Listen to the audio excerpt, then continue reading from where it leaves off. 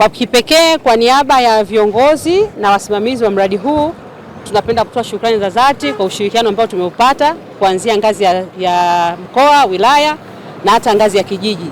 Lakini pia tunawashukuru sana wananchi wote ambao waliweza kupata nafasi ya kuhudhuria kwenye mikutano hii, kuweza kupata elimu inayokwenda kutolewa.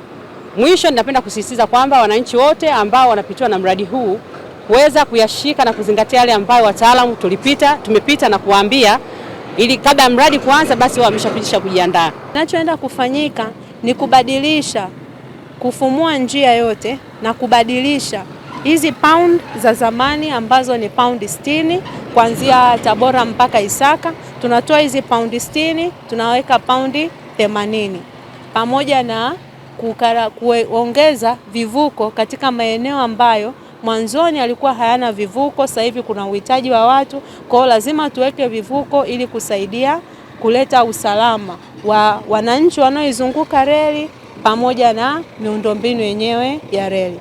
Tumeweza kuongelea makosa kama kosa la kuhatarisha usalama wa reli pamoja na abiria wanaosafiri ndani ya treni na sheria zinazosimamia na adhabu zake, lakini pia tumeongelea kosa la uvamizi wa maeneo ya reli.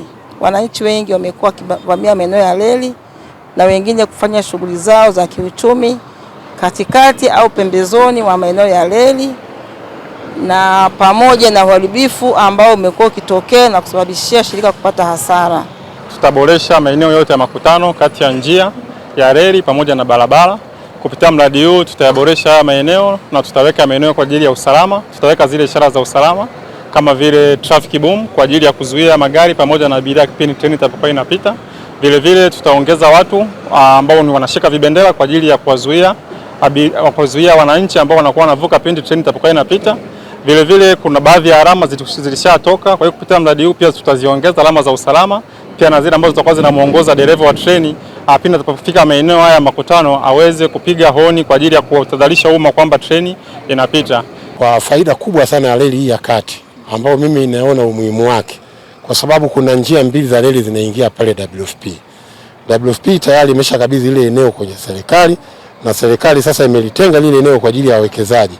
Kwa hiyo inaenda kuinua sasa uchumi wa kata Isaka kama nilivyosema, kwa sababu reli hiyo imeingia kwenye eneo lile lilikuwa la WFP, na sisi kama serikali WFP wametukabidhi kwa ajili kwa kupokea wawekezaji. TRC, reli yetu, maendeleo yetu, taifa letu, kazi iendelee.